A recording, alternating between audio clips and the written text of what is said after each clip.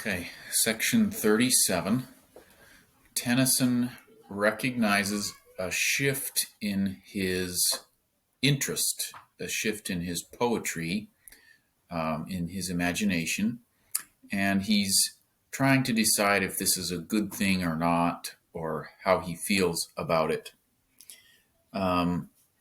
Urania is John Milton used Urania as a muse of religious poetry.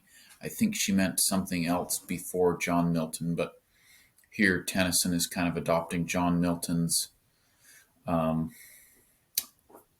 definition of Urania. So Urania is the muse of religious poetry. To prate is to talk tediously or at great length, or to talk foolishly, to just go on and on and on and on about something that you don't really know what you're saying. Parnassus is the sacred mountain of the Muses in classical Greek geography, mythologic geography. The laurel is the symbol, the crown of laurel leaves is the symbol of a classic poet. Melpomene is the muse of tragic poetry. So Tennyson has been writing tragic poetry, and he speaks through Melpomene, I think is how you say it. Like I said before, I don't speak Greek or read Greek. Melpomene. So in this section 37, Melpomene represents the voice that he's been speaking with kind of up to this point, or up till just a few sections ago. And Urania is kind of criticizing his shift to religion back about the time that we got those Christmas sections a short time ago. Tennyson kind of shifts his poetry, and we've had the sections on Lazarus and his reflection on comparing his faith with his sister's faith, and more kind of wondering about life, what life after death looks like. So in section 37, Tennyson is kind of questioning his shift. He's saying maybe you should just stick with the classical poetry that you're good at and that you've known. I don't know that you're really cut out to discuss or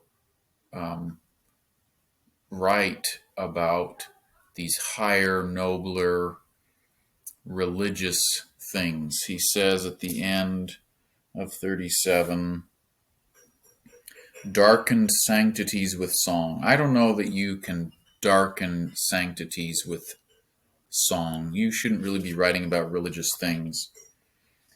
He says, but Hallam wrote about religious things with such beauty and power and grace, and I love everything that Hallam loved. So this is why I'm writing about religious poetry. I think that's everything I wanted to say. Section 37. Urania speaks with darkened brow. Thou pratest here where thou art least. This faith has many a purer priest, and many an abler voice than thou. Go down beside thy native rill, on thy Parnassus set thy feet, and hear thy laurel whisper sweet about the ledges of the hill. And my Melpomene replies, a touch of shame upon her cheek, I am not worthy even to speak of thy prevailing mysteries, for I am but an earthly muse, and owning but a little art, to lull with song an aching heart, and render human love his dues. But brooding on the dear one dead, and all he said of things divine, and dear to me as sacred wine, to dying lips is all he said. I murmured as I came along, of comfort clasped in truth revealed, and loitered in the Master's field, and darkened sanctities with song.